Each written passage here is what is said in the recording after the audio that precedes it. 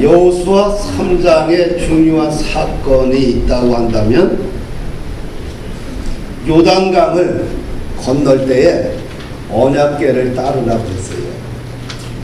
왜 그러냐? 너희 선조들도 너희들도 처음 가는 길이다. 뭘 따르라고요? 언약궤.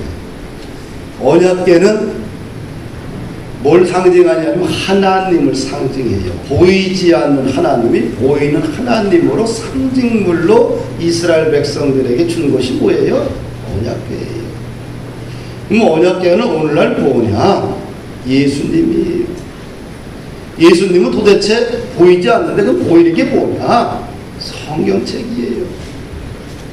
또 우리가 인생에 처음 가는 길, 두려운 길 못 따라가야 돼요? 성경책을 의지하고 말씀을 의지하고 가라는 얘기예요. 할렐루야. 할렐루야. 왜? 성경이 곧 예수님이고 예수님이 곧 성경이에요. 그 다음에 요단강을 건너기에 앞서서 그 급한 상황 속에서 여호수아가 백성들에게 요구하는 것은 뭐냐면 자신을 스스로 성결하게 하라. 다른 말로 이것은 옷을 빨라는 얘기 아니에요. 지금 뭐 막 이제 3일 안에 이제 건너가야 되는데 옷 빨 시간이 어디 있어요? 300만 명이 죽고 사느냐는 문제인데, 이건 외적인 성결을 이야기하는 게 아니라 내적인 성결이에요. 할렐루야. 어떤 일이 있으면 먼저 뭐 하라고요? 자기 자신을 돌보는 시간, 내적인 성품을 다듬는 시간, 내 안에 더럽고 취한 것들을 몰아내는 시간, 하나님과 나 사이에 깨끗하게 만드는 시간이 먼저라는 거죠. 요단강 건너기 그게 더 중요하다. 세 번째는 요단강을 언제 건너느냐, 이게 중요해요. 홍수철에 건넜느냐 아니면 홍수철이 아닌 요단강이 바짝 마른 그런 상황에서 요단강을 건넜느냐. 3장 15절을 보니까 추수기간에 요단강을 건넜다는 거예요. 왜 저자는 추수기간이라는 말을 넣었을까? 요단강 도하 사건은 기적의 사건이라는 사실을 우리에게 전해주기 위해서예요. 평상시 요단강은 그렇게 넓지도 않고 깊지도 않아요. 50cm와 3m 정도에 깊어봤자, 넓어봤자 30m입니다. 입 많은 사람 수영하면 다 건너가요. 30m는 나도 건너가요. 내가 수영을 잘 하잖아요. 네? 요번에 중국 가가지고 수영대회를 했는데 내가 적게 이겼지 내가요. 하도 넘었어요. 아무리 물이 세다고 하더라도 적당히 물 안 센 지역을 피해서 가면 돼요. 그런데 저자는 밝힙니다. 언제 건넜느냐? 추수 기간에 건넜대요. 이 기간은 언제냐? 4장 19절 말씀을 보니까 정확하게 첫째 달 10일인데 오늘날 달력으로 따지면 3월 중순서부터 4월 사이입니다. 이때는 북쪽에 있는 헬몬산이 있어요. 이스라엘 북쪽에 있는 큰 헬몬산이 있어요. 이 사막 한가운데. 근데 그 외에는 만년설이요. 그 만년설이 3월, 4월 달 되면 녹아내려, 봄 되니까 녹아내려서 그것이 요단강이 되는 거예요. 갈릴리 호수가 서울 시내 물처럼 많아요. 더 넓고 폭도 더 넓고 더 길어. 이 한강보다. 그래서 그 호수를 갖다가 사람들이 봐서 바다다 이렇게 이야기를 해요. 그런데 이 이른 비와 늦은 비가 항상 그 중동 지역에 있어요. 그 이스라엘 땅에. 이른 비는 그 시기예요. 추수철에. 그래서 봄철에 헬몬산에서 눈이 녹아내리지요. 그 다음에 비가 와요. 이른 비가. 그러면서 그 사막 한가운데 홍수가 범람해요. 홍수가 범람한 그 물살이 센 지역을 이스라엘 백성들이 통과하라는 거예요. 겁나지요. 두렵지요. 그런데 중요한 것은 법궤를 맨 제사장들이 먼저 물에 발을 담거라. 담궜더니 어떻게 돼요? 물이, 저 위에 물이 어떻게 돼요? 물이 차단이 되는 거예요. 차단이 되는데 어디냐면 아담이란 지역과 여리고 지역 사이에 27km 지역이 되는데 그 아담, 위쪽에 아담을 지역에 하나님께서 뚝을 만들었대. 물이 못 내려오도록. 그리고 마른 땅을 만들었어요. 그래서 이스라엘 백성들이 다 건너가고 제사장들까지 다 나오니까 물이 다시 흘러버렸어요. 참 대단한 기적적인 사건이 있지요. 이것은 홍해를 건너는 사건과 요단강을 건너는 사건은 동일하게 두 개의 기적적인 사건입니다. 이 사건을 통해서 하나님께 영광을 나타내요. 영광을 드리고요. 출애굽한 이스라엘 백성들이 홍해 기적을 통해서 하나님께 영광을 드리고 모세가 이스라엘 백성들에게 정식 리더로 지도자로 세움을 받아요. 요단강 도하 사건을 통하여서 기적을 이루고 하나님께 영광 돌리고 그 사건을 통해서 여호수아가 이스라엘 백성 가운데서 지도자로 새롭게 세워지는 것을 봅니다. 홍해를 건너므로 인해서 이스라엘 백성들은 애굽의 노예 생활을 청산하고 광야 시대를 맞이해요. 그리고 이제 광야 40년을 끝내고 나서 요단강을 건너고 나서 광야 40년 시대가 마감하고 가나안 땅에서 새로운 삶을 시작하는데 하나의 민족으로 발전해가는 과정을 경험하게 됩니다. 이제는 떠돌이 집시 생활을 마감하는 거예요. 요단강을 건너는 순간 떠돌이 집시 생활을 마감하고 한 민족 공동체로서 이스라엘이 세워지게 되는 거죠. 그래서 하나님께서 이스라엘 백성들에게 요구하는 거예요. 뭘 요구하냐? 기적같이 요단강을 건넜는데 너희들이 두 가지 기념비를 세워라. 하나는 요단강에서 제사장들이 12명의 제사장들이 언약궤를 들고 있어요. 그 제사장들이 밟았던 그 돌을 취해라. 그리고 길갈 지역, 처음 유숙하는 길갈 지역에다가 기념비를 세워라. 그리고 제사장들이 서 있었던 강 한가운데 서 있었던 그곳에 다시 기념탑을 쌓아라. 두 가지 기념비를 세워요. 왜 기념비를 세우라고 했을까요? 하나님이 후손들이 이것이 이 돌이 왜 생겼습니까? 이 돌의 의미가 무엇입니까? 라고 물어보게 되면 하나님이 은혜로 요단강을 건너게 하고 물줄기를 막았고 요단강에 건널 수 있도록 많은 땅을 만들어줬고 그리고 다 건넌 후에 요단강의 물을 흐르게 했다. 이것을 영원히 기념하라고 하나님께서 세우게 하셨다. 이걸 후손들에게 가르치라는 거예요. 할렐루야. 그러면 오늘 이 기념비를 세운 목적에 대해서 좀 더 깊이 우리 한번 좀 알아보고자 합니다. 그 기념비를 세운 목적, 첫 번째 목적은 순종을 가르치기 위해서예요. 뭘 가르치기 위해서요? 순종.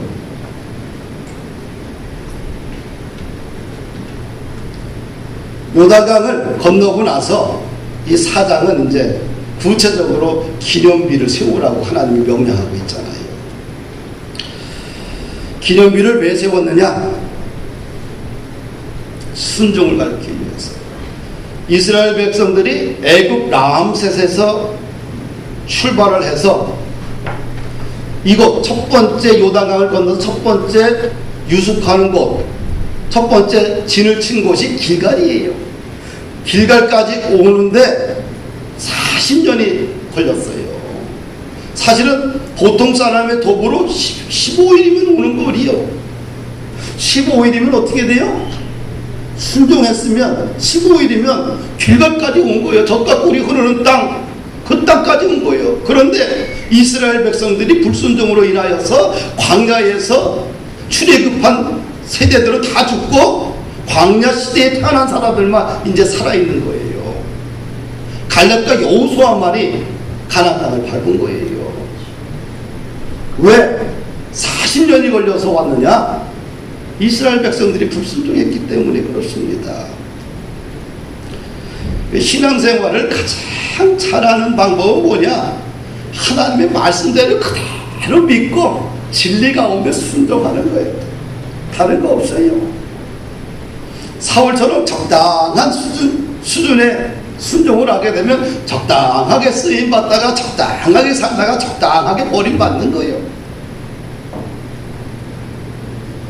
오늘 우리 시대를, 오늘 우리 한국 사회, 21세기 한국 사회, 또 세계 이 사회를 규정되어 있는 단어가 포스트 모던이라는 말을 써요. 포스트 모던. 도대체 포스트 모던이 무슨 뜻이냐? 기존에 정해진 틀을 따르지 않는다는 거예요. 기존에 정해진 틀을 따르지 않고 새로운 길을 추구한다는 거지요. 정해진 틀, 형식, 가치, 절대적인 진리를 거부한다는 겁니다. 한마디로 뭐예요? 기준점이 없어. 뭐예요? 그러니까 절대적인 진리를 수용하지 않지요. 그래서 어떻게 돼요? 이 종교나 저 종교 똑같은 거죠.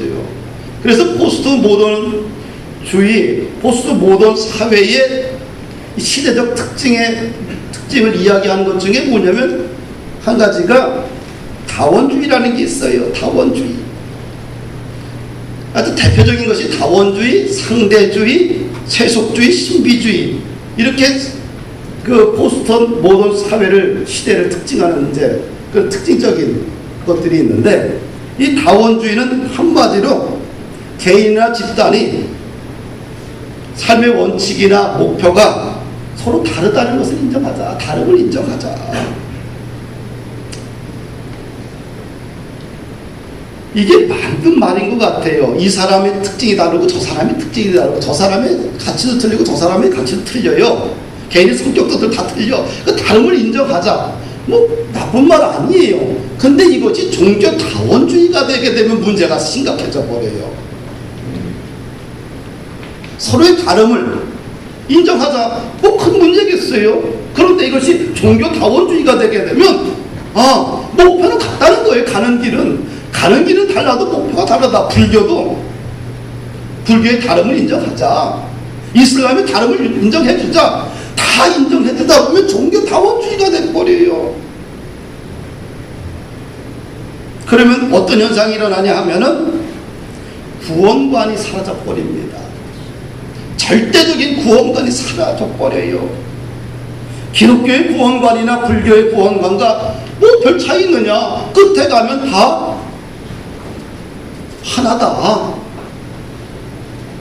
길은 다르지만 목적은 결국은 하나다. 그럴까요? 참 뱀처럼 교활합니다. 달콤해요. 그러나 성경은 그렇게 말하지 않는다는 거지. 성경도 그렇게 이야기하면 따를 텐데 성경은 그렇게 이야기하지 않아요. 베드로가 공회 앞에서 생명을 걸고 예수님을 증거합니다. 다른 이름으로서는 구원을 받을 수 없나니 천하 사람 중에 구원을 받을 만한 다른 이름을 우리에게 주신 일이 없습니다. 할렐루야. 공자의 이름으로, 석가모니의 이름으로, 마음에서의 이름으로, 어떤 사이비 종교의 이름으로 우리가 구원을 받을 수 없다는 거예요. 바울 사도도 빌립보 감옥에 갇힙니다. 그 빌립보 감옥을 지켰던 간수들이 바울을 보고 외쳐요. 선생이여, 내가 어떻게 하여 구원을 얻을 수 있습니까? 바울 суд고 말해요. 주 예수 그리스도를 믿어라. 그리하면 너와 내 집이 구원을 얻으리라. 성경은 종교 다원주의를 인정하지 않아요. 그런데 왜 오늘날 우리들 속에 이 종교나 저 종교나 다 마찬가지지 별 차이가 있나? 왜 기독교는 왜 이렇게 독특하게 굴어서 시끄럽게 만드느냐? 슬그머니 종교 다원주의가 슬그머니 들어와요. 그래서 대충 예수 믿자. 불순종이에요. 할렐루야. 성경은 우리에게 절대적인 순종을 이야기를 해요. 종교 다원주의를 믿으면 천국 못 가요. 구원 못 받아요.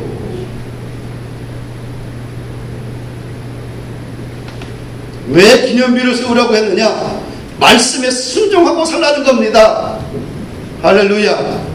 말씀에 순종하게 되면 15일 40년이 걸릴 걸 15일 안에 올 수 있다는 거예요. 그러나 불순종하게 되면 15일 안에 올 수 있는 거리를 40년이 걸린다는 거예요. 안 그러면 영원한 멸망을 당한다는 것이죠. 적당한 거 안 됩니다. 그 다음에 21세기 포스트 모던 사회의 특징은 상대주의입니다. 절대적인 진리를 거부하는 것이지요. 모든 기준점과 처음 출발이 있어야 되는데 진리의 기준점이 상대에 따라 달라지게 됩니다. 기본적으로 상대주의는 결국은 가치를 부정하는 거지요. 그러다 보면 어떤 현상이 일어나냐면 내가복음이 생겨요. 예수 복음이 아니라 자기 복음이 생겨갖고 자꾸 복음을 합리화해 버리게 돼요. 상황과 환경에 따라 합리화시킵니다. 자기 처지에 맞게 말씀을 끌어들여갖고 그 약화시켜버려요. 불순종이죠. 또 21세기 포스트 모던 사회의 또 다른 특징은 세속주의입니다. 말 그대로 물질과 돈이 절대적인 진리의 기준이 있어요. 돈이 하나님 노릇합니다.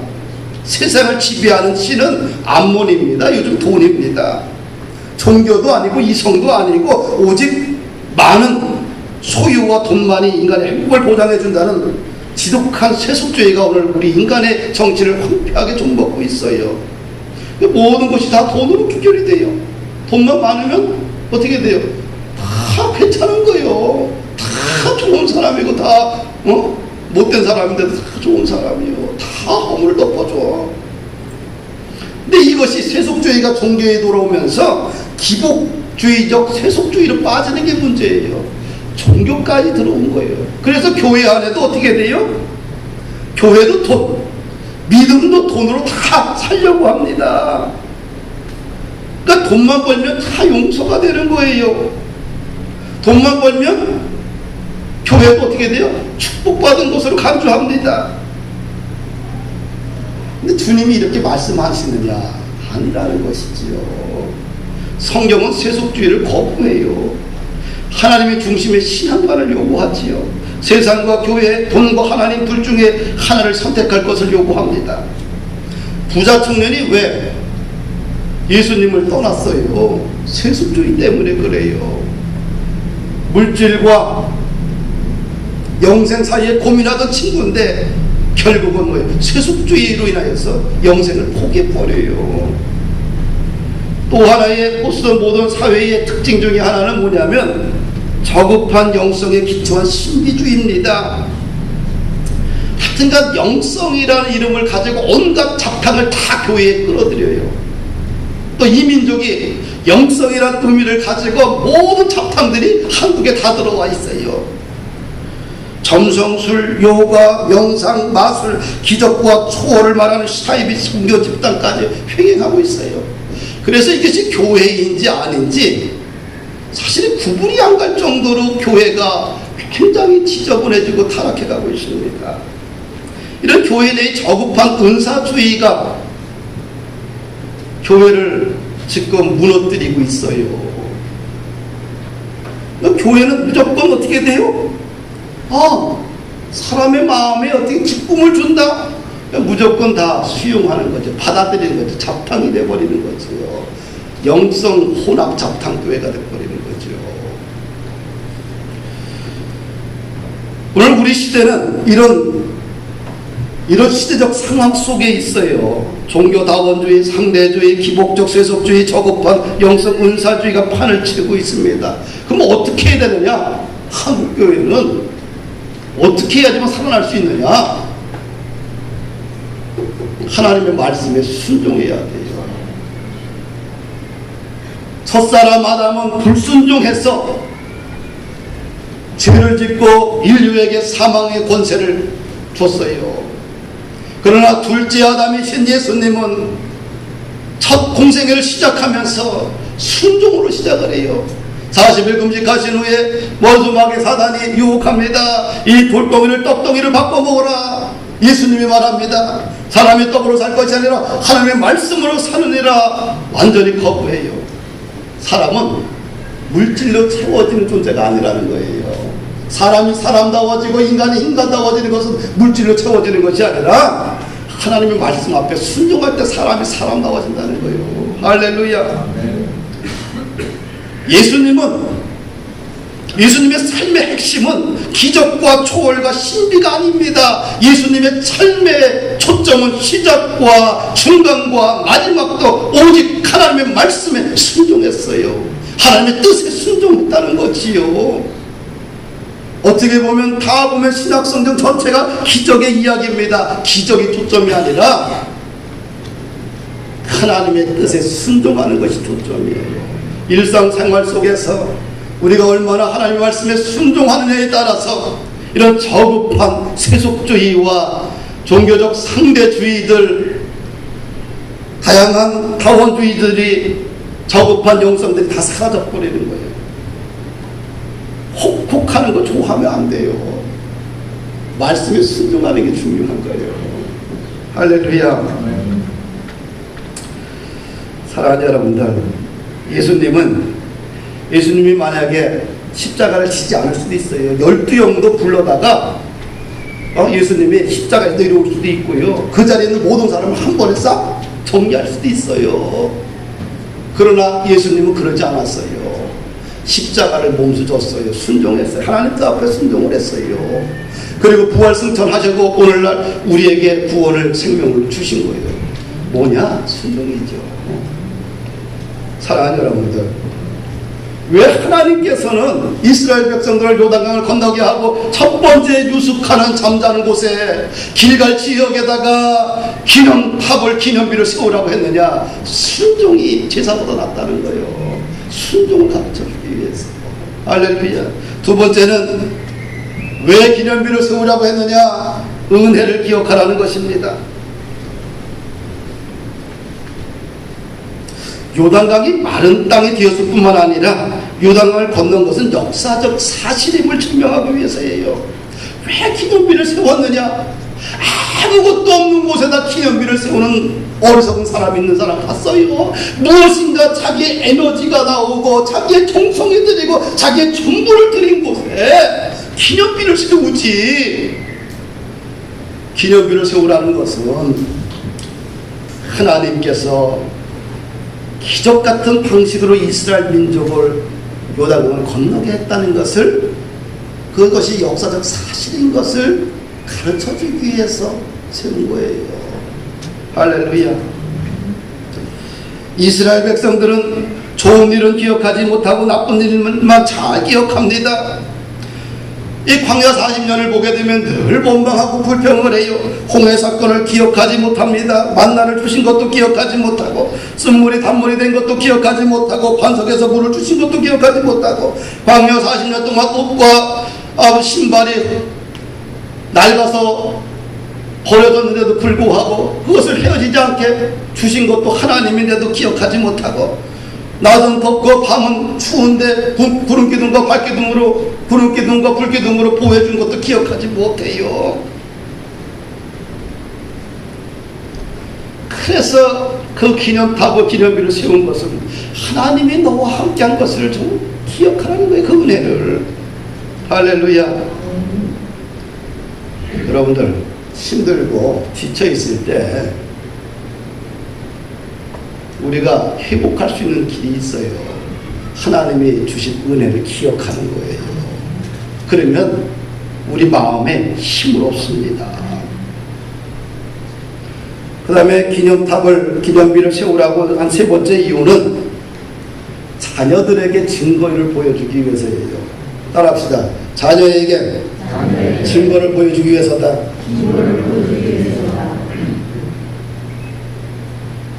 이 기념비는 당대의 사람들에게만 소중한 것이 아니라 이스라엘 자손 후손들에게도 필요한 거예요. 이 후손들도 영원히 기억해야 될 사건인 거예요. 그래서 6절을 보니까 후수 훗날 자손들이 묻습니다. 이 돌들이 무슨 뜻입니까? 묻게 되면 너희들은 이렇게 대답하라. 요단물이 여호와의 언약궤 앞에서 끊어졌나니 곧 언약궤가 요단을 건널 때에 요단물이 끊어졌으므로 이 돌들이 이스라엘 자손에게 영원한 기념이 되리라. 할렐루야. 후손들이 성지를 순례하게 되면 그 기념탑을 보면서 하나님의 신실하신 뜻과 그분의 섭리를 기억하는 것이지요.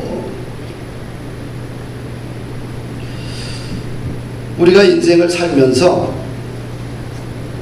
하나님이 과거에 우리에게 주신 그런 은혜를 기억하게 되면 마음의 미래에 대한 불안감 이런 것들이 사라집니다. 그리고 이 기념비가 있으면 기념비를 통해서 하나님의 은혜를 회상하게 되면 우리들에게는 현재와 미래에 대한 확신과 자신감이 생겨요. 그래서 이런 차원에서 믿음의 공동체와 가정에서는 하나님의 은혜를 기억하는 기념비가 좀 많이 있으면 좋겠습니다. 기념비는 선조의 신앙을, 부모의 신앙을 자녀들에게 물려주는 것이지요. 그래서 어떤 가정에서는 결혼 비용을 아껴서 해외에 교회를 세우는 가정도 있어요. 저출반을. 해외 나가면 수두룩합니다. 어떤 분들은 그 한갑을 갖다가 기념으로 교회를 세운 사람도 있어요. 왜 그럴까요? 자기와 가족들에게 하나님 앞에 영원한 기념을 세우기 위해서 그런 거겠죠. 중국에 가면 교회들이 참 많아요. 거의 한국 사람들이 60~70%는 다 동북 삼성에 가면 다 세워졌어. 근데 대부분 보면 교회가 세운 게 아니라 교회 성도들이 세운 경우가 많습니다. 왜 세웠을까요? 자기와 자기 가족들에게 영원한 하나님 앞에 순종의 기념비를 세운 거예요. 근데 이런 것들이 많으면 많을수록 좋은 겁니다. 이번에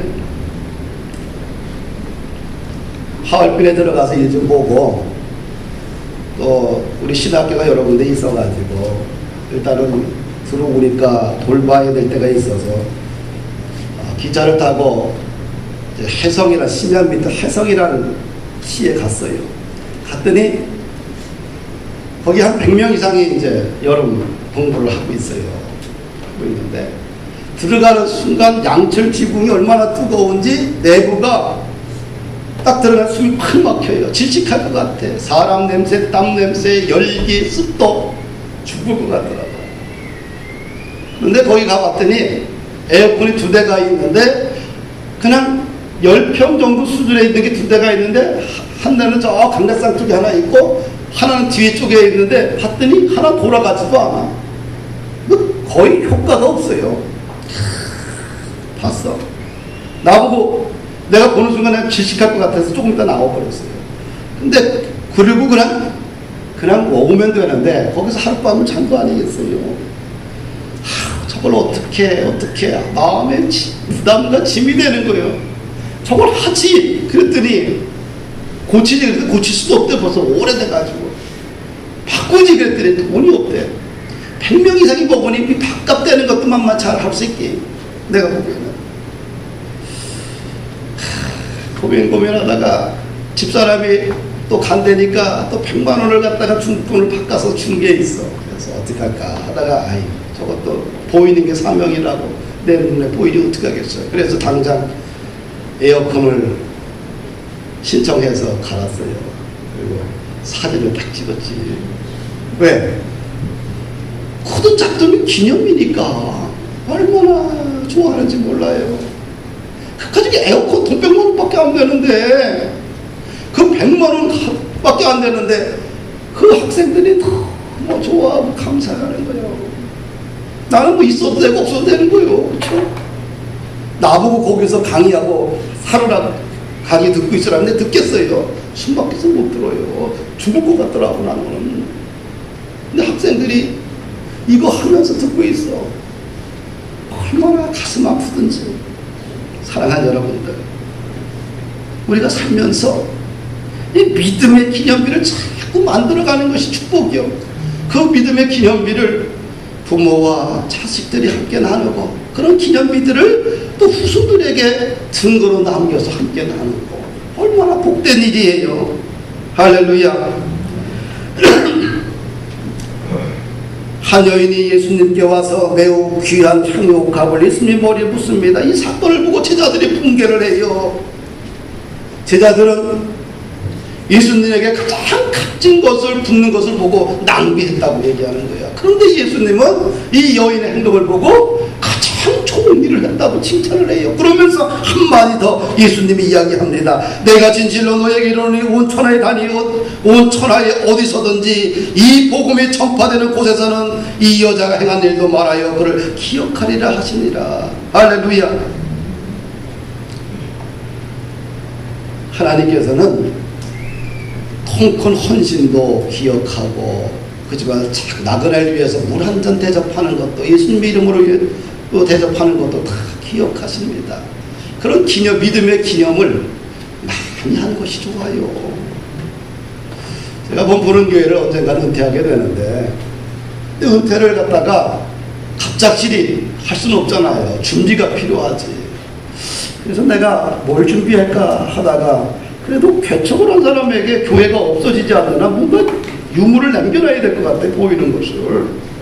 그래서 나는 뭘 보이냐, 성경을 갖다가 주자. 근데 성경만 이렇게 주게 되면 무슨 의미가 있겠나. 그래서 각 페이지마다 다 써요, 내가 연구했던 것들을. 그래서 얼마나 정성스럽게 쓰는 사람 썼는지 몰라요. 나도 내가 막 너무 잘 썼어, 내 글씨가. 왜 이렇게 정성스럽게 쓰냐. 나는 언젠가 죽고 사라지고 이 교회를 떠날 거 아닙니까? 그러면 이 교회 개척자가 얼굴을 아는데 뭘 남겼냐? 아무것도 없으면 안 되잖아. 아, 성경책 하나 남겼구나. 남겼는데 뭐냐? 아, 이거 몇 월 며칠 다 설교했던 내용이구나. 다 연구했던 것들을 여기다가 참 중요한 것들을 요약을 해서 다 남겨놔요. 네? 뭐 이렇게 낡은 성경만 남기면 뭐겠어? 안에 내용까지. 아, 이 목사님이 이랬구나. 그럼 나중에 내 후임자가 보면, 아, 이 본문을 이렇게 설교했네. 100년 전에 최원영 목사가. 그렇죠? 그리고 또 뭘 남겨줄 것인가? 은퇴를 해야 되니까. 아직 젊은데 은퇴 얘기하니까 좀 그렇죠. 사람 일은 몰라요. 그래서 은퇴하게 되면, 아, 뭐랄까 생각을 하다가, 은퇴할 때 하나님께서 은혜를 주시면 장학제들을 만들어서 후손들이 장학금을 좀 지불해야 되겠다. 장학금을 받으면서, 아, 누구 장학금? 아, 여기 개척한 목사님이 만든 장학금이요. 얼마나 기분이 좋죠. 그쵸? 아, 기분이 안 나빠요? 난 기분 되게 좀 생각만 해도. 그래서 열심히 살아야 돼요. 왜? 장학금을 많이 만들어놔야 되기 때문에. 그런 혜택을 여러분들도 다 누리기를 축복합니다. 한 가지만 더 하고 말씀을 마칩니다. 왜 기념비를 세우라고 했느냐? 12지파가 한 민족임을 상기시켜주기 위해서예요. 하나님께서 12지파에게 돌 하나씩 취해서 12돌을 취해서 기념비를 세우라고 했어요. 왜 그랬을까요? 12명은 12지파를 대표합니다. 12지파를 상징하는 사람들이에요. 근데 이 12지파는 어디까지 포함되냐? 요단강을 중심으로 해서 동쪽에는 르우벤 지파, 갓 지파, 므낫세 반 지파, 두 지파 반이 이미 땅을 받았어요. 그리고 요단강을 건넜습니다. 이 두 지파가. 그 12지파가 함께 가나안 땅에 들어간 거예요. 그래서 12돌이라는 것은 이스라엘의 하나님을 상징하는 것이죠. 이들이 정복해야 될 가나안 땅에는 7족속이 살아요. 다양한 민족으로 구성되었는데 서로 연합하지 못했어요. 그런데 하나님께서 기념비를 세울 때 12족속에서 12지파에서 12명을 착출해서 12돌을 세우라는 것은 너희들은 한 민족이라는 거예요. 할렐루야. 동과 서로, 요단강을 중심으로 동과 서로 이스라엘 지파가 나눠졌지만 너희들은 한 공동체요, 한 민족이라는 사실을 상기시켜 주기 위해서 기념비를 세운 겁니다. 성도 여러분들, 말씀을 정리합니다. 순종하며 삽시다. 목사의 말에 순종하라는 게 아니고요. 성경 말씀을 그대로 믿고 살자는 거예요. 할렐루야. 이것이 돌지 않는다. 성경 말씀을 믿지 않게 되면 불순종이고 결국은 15일 걸릴 걸 40년 걸린다. 할렐루야. 뿐만 아니라 기념비를 좀 많이 세우는 게 좋겠다. 예? 아셨죠? 우리가 본푸른 교회도 그렇고 여러분들의 개인의 인생도 그렇고 이왕이면 믿음의 선한 일들을 좀 많이 하자. 그래서 기념비를 세워본 사람은 알아요. 왜? 세운 사람은 알아요. 자신의 땀이 들어가 있고 자신의 정성이 들어갔고 자신의 마음이 들어갔고 예수님을 사랑하는 마음이 들어갔기 때문에 세운 사람은 그걸 통해서 이미 하나님으로부터 부유함의 축복을 받은 거예요. 근데 그것을 또 가족과 함께 나누고 또 공동체와 함께 나누고 그러면 이게 한국교회가 복을 받고 한국교회를 통해 세계교회가 일어나지 않겠느냐. 사랑하는 여러분들, 축복하고 더운 날씨 믿음으로 살기를 주의 이름으로 부탁을 드리겠습니다.